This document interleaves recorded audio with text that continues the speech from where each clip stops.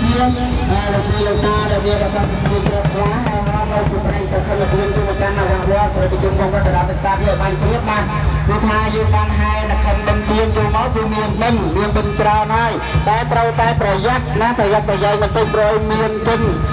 នខលខូចទៅព្រោះមិនតែងតែខាក់ខ្លាំងយកមកទ្រព្យសម្បត្តិរបស់ខ្លួនបាទត្រូវតែប្រយ័ត្នប្រយែងបន្តិចកុំភ្លេចខ្លួនបាទព្រោះក្នុងនេះក្នុងវិធីនេះមានភាពថាមនុស្សច្រើនស្រួលបន្លំថាក់នឹងងួតខ្លាំងរបស់ទ្រព្យសម្បត្តិរបស់អស់លោកអ្នកយាយតាបាទចាំឲ្យសូមអរគុណហើយយាយបាទនិយាយតាយើងហើយទៅខាងដូងបាទជុំទៅបាទខាងដូងថយទៅវិញទៅបាទតាព្រឹកបាទ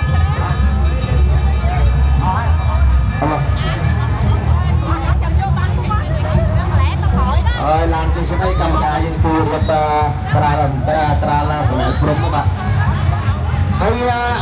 សូមឲ្យបបសាច់ខាងលិចនេះបាទខាងផ្លូវចូលនេះគឺយើងបន្ថយ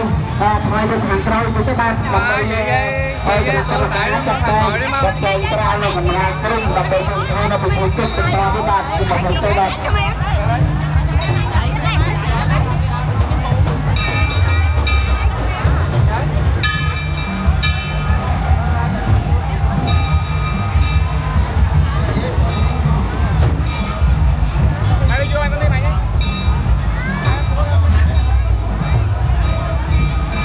chú chào thầy chào chú sảng khoái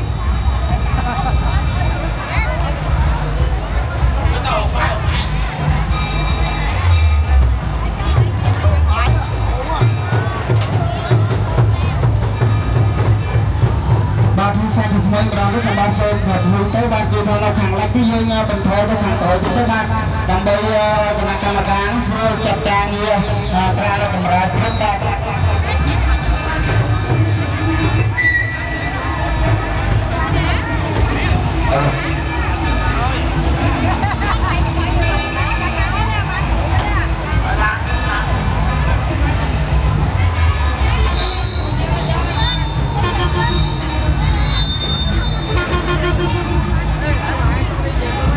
Hãy subscribe cho kênh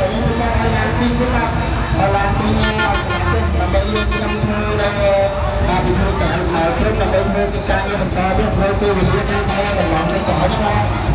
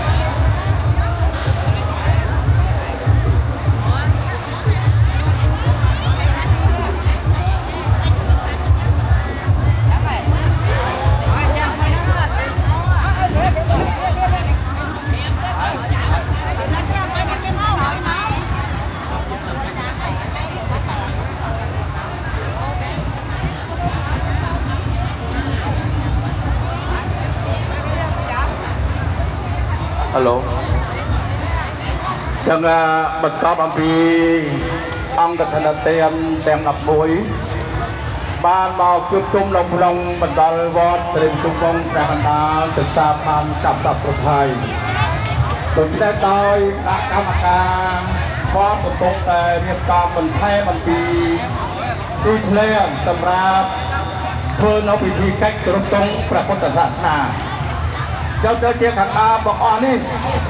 ยังบ้านก็ส้มกรุบโจนกระดาษกรรมการดำนางกาเพลิงแต่ใบกรมบาด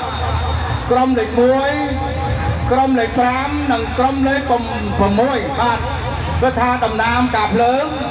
số mình tôi mơ ông quý cứ tha cậu ấy thằng cát bạc số mình tôi mơ ông quý cậu ấy thằng cát bên phạt nó sáp bạc cứ tha đầm nam cạp lớn đầm bay đâu không bê rồi xưa nó cứ tha về đây một cuốn ban rồi tên đâu thì nhà bạc tay mà đỏ bạc anh chẳng thế cái thao phạt cái ngay thang cạp lớn nó giúp bàn mò chẳng thế sông đồng nắng bạc sông đồng nắng cái thao cạp lớn tèng bay crom lịch muối crom lịch pram nâng crom lịch pram muối sông crom bình trôn mò căn cạo ấy chỉ cần thấy vô nó không có cả tí thề đây còn lên mình đón vót sẽ bị trông vong bẹt cả từ xa bạc sông bình trôn bạc sông mò bồn chẳng thế cái thao bắn tóc ông bị cái nạc cam cà chặt tang ariệt cầm đầu tí thề bàn chặt sập cướp hái nhomประการណាក៏សូមថ្វាយបង្គំដល់ព្រះឯកគុណព្រះឧបជាព្រះឯកគុណនៅវត្ត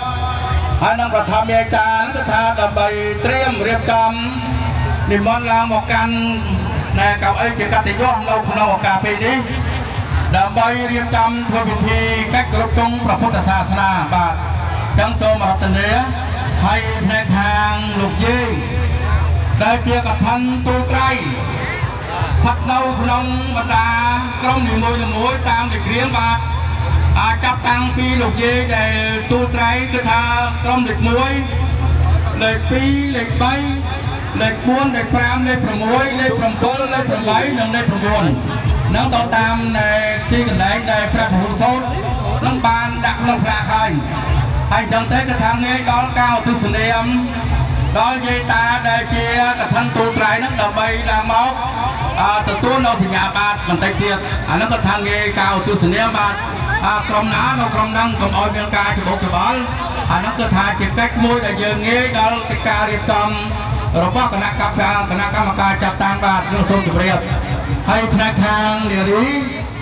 ដែលអាចចូលមកហ្នឹងក៏នារីដែលអមនៅផ្នែកខាងអង្គកថាទានហ្នឹងក៏នៅអមទៅហើយនារីដែលបាននៅអមជាផ្កាអាហ្នឹងក៏ស្ថិតនៅទីខាងកើតបាទហើយលោកយាយនេះគឺថានៅជុំវិញចាប់តាំងពីខាងត្បូង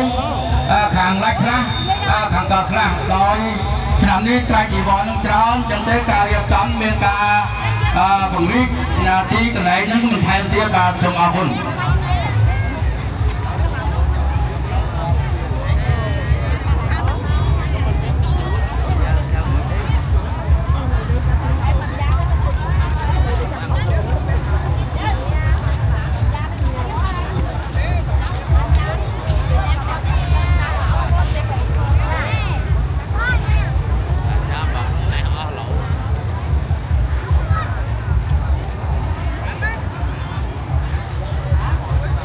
តែយើងអ្នកកាន់ព្រះពុទ្ធសាសនាក្នុងឱកាសនៃពិធីជួបជុំខ្ញុំបានក៏សូមជម្រាបថាបងប្អូនណាដែលពាក់មុខយើងដោះមុខពេញចេញបាទយើងដោះមុខចេញដើម្បីយើងគោរពធ្វើពិធីគ្រប់ទងព្រះពុទ្ធសាសនាអានោះយើងត្រូវដោះមុខចេញហើយយើងពាក់មុខមិនសមទេបាទអានោះសូមជម្រាបហើយក៏សូមឲ្យបងប្អូនយើងគឺថាឲ្យមានរបៀបរៀបរយចាត់តាំងឲ្យមានជាលក្ខណៈនៃសុជីវធម៌ក្នុងការរៀបចំរបស់គណៈចាត់តាំងបាទឡើងសូមជម្រាបសូមអរគុណបាទ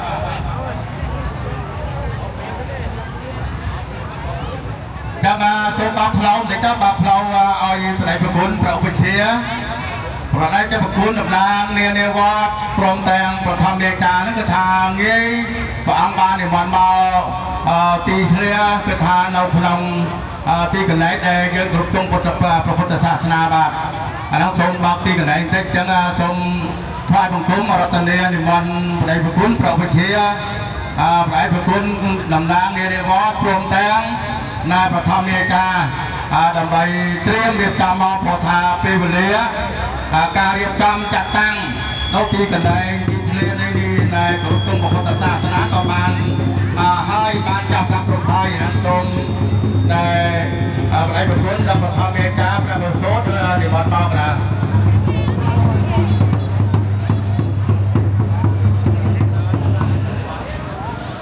ជួយជុំទៅcái gìជុំ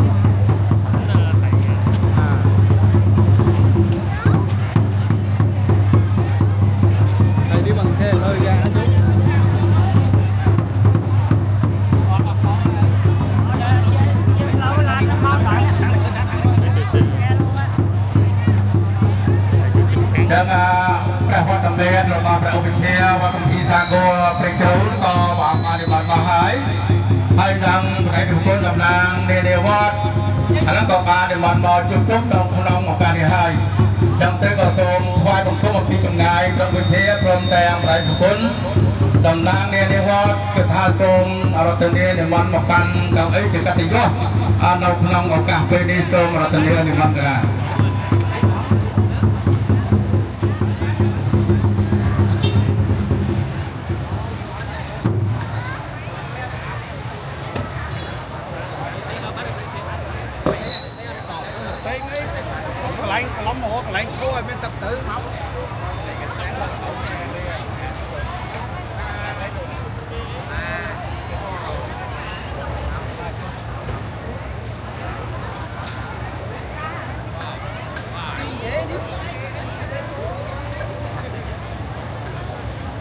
ចឹងព្រះវិធាបានមកអង្គុយកៅអីជាកតិយសហើយក៏សូមរតនានិមន្តបដិប្រគុណទៀតបន្តនាវត្តហើយនឹងប្រធមមេកាព្រះភូសោតវត្តសេរីប្រជុំវងព្រះកណ្ដាលទឹកសាបសូមរតនានិមន្តដោយបដិប្រគុណនឹងបានរៀបចំចាត់តាំងហើយចឹងទេគឺថាព្រះអង្គណាដែលមានទូនាទីមានប្រភពវត្តមាននៅក្នុងឱកាសពេលនេះក៏សូមរតនានិមន្ត